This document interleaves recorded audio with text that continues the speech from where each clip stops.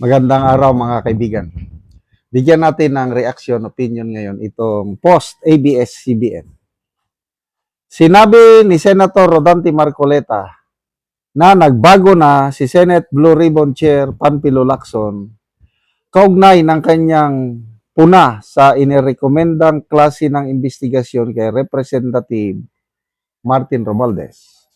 Sumagot naman si Lacson at sinabing wala na sa hulog si Marcoleta. Ito yung palitan nila ng maanghang na salita. Marcoleta, sabi niya, sadya yata talagang nagbago na ang ating kasamahan. Nasaan na ang tapang ng dating Chief PNP na habulin ang mga nagkasala sa bayan? Sagot ni Lacson, ang nagbago si Senator Marcoleta kasi nawala siya sa hulog. Hindi na siya in sync with reality. Yang pahayag na yan ni Senator Marcoleta, maalala ko yung isang PMA graduate, retired general, nasabi niya sa kanyang post, nasaan na yung iniidolo namin na General Ping Lacson? Nasaan na yung man of steel? Yun yung exact word niya eh.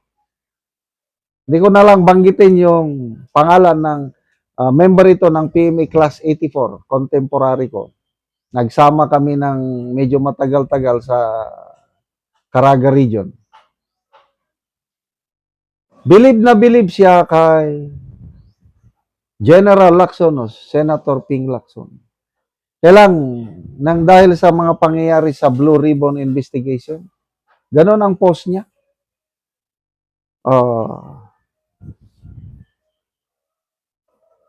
Nasasayangan at hindi lang siya, itong Class 84 PME graduate nito, mga mista niya o yung mga upper class niya o junior ano niya, marami akong nababasa na mga comments ng mga dati kong kasamahan.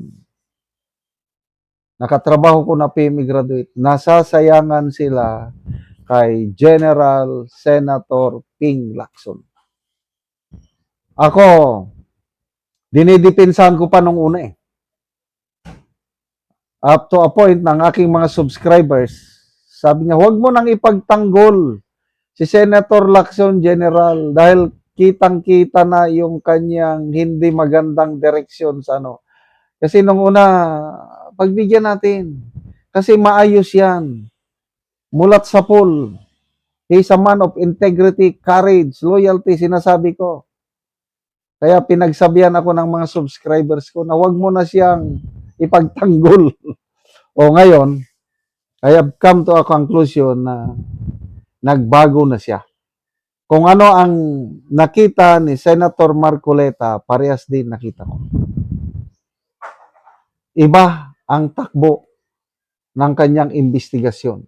Isa ako sa mga milyones na taong bayan na nakakapansin na mayroong selective investigasyon. Kaya kung totoo pa na gusto niyang tumbukin ang mga nagkasala, lahat sana ng lead sa investigasyon ipurso niya, matutumbok mo kung sino ang mastermind. But ayaw niyang patawag yung Brave 18 Marines. Bakit hindi niya pinurso yung mga revelasyon ni Master Sergeant Gutesa?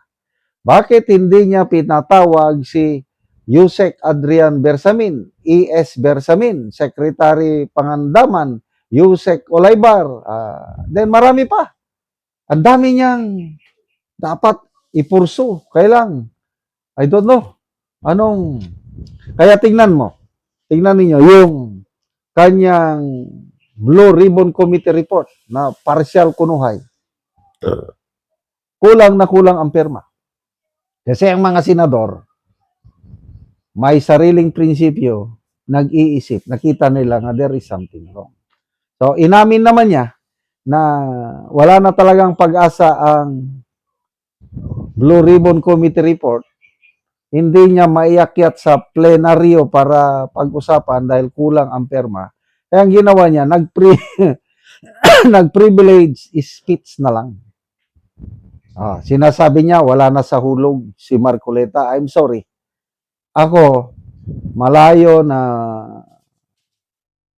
mas nagtitiwala, mas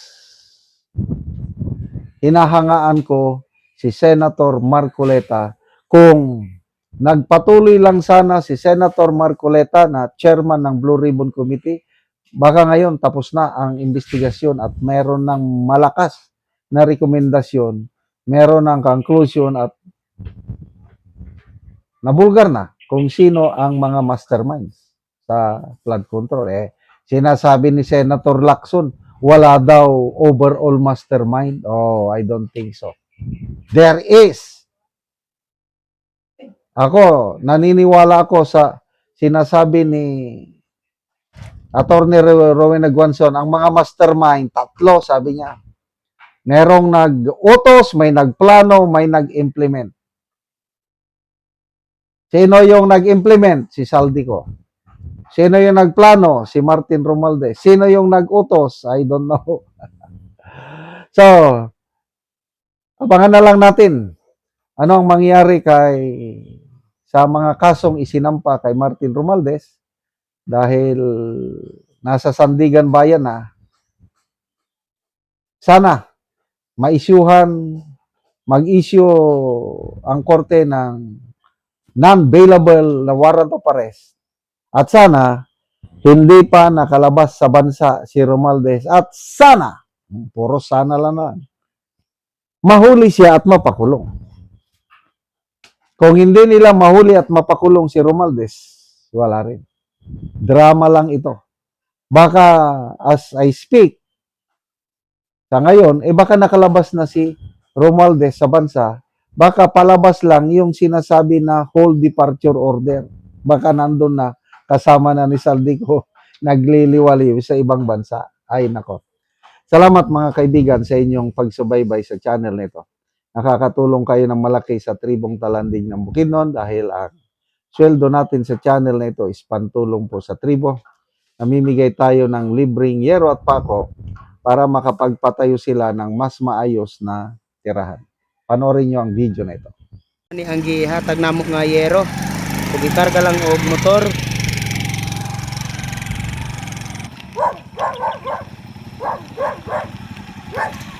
Abot na gyud ang yero.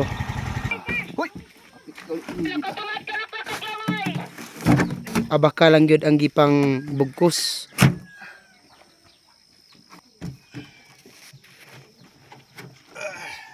Karon dalo na pod ni Kuya sa yang payag sa tabok. So baklay pag yun, layo-layo pa. So dito pagid sa tabok ang payag ni Kuya. So tabok pagid sa sapa.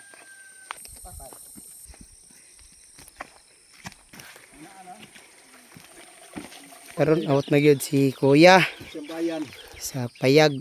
So mo na ni ang payag ni Kuya nga kuanan karon atupan karon.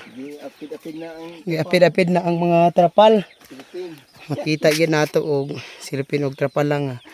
Naanay mga tubig nga na kuan sa trapal na butang tungod sa ulan. Maupod ni ang itsura sa ilang sulod sa ilang gipuy-an. So trapal lang gid in town. So mag-atop na gyud.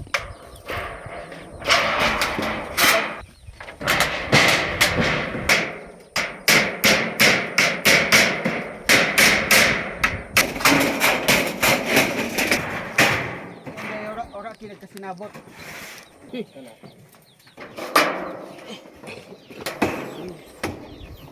O karon humanag gyud sa pag-atop og maayo na gyud nga tan-awon kay di na pa sa pareha sa ganina nga mga trapal lang og silupin. Makita gyud nato nga dili na gid sila maulanan. Salamat kay sa Ginoo nga sa naghatag og sin niya, di na gid ulanan. Oo. So, pila gyud nanay ka tuig na nga nagantos mo aning gaulanan lang trapalang inyong atok? Murag mga dugi-dugi na ni. Mga tulo, duha ba? Katuig? Katuig. Duha ka tuig. So, salamat kay nanay. Oo.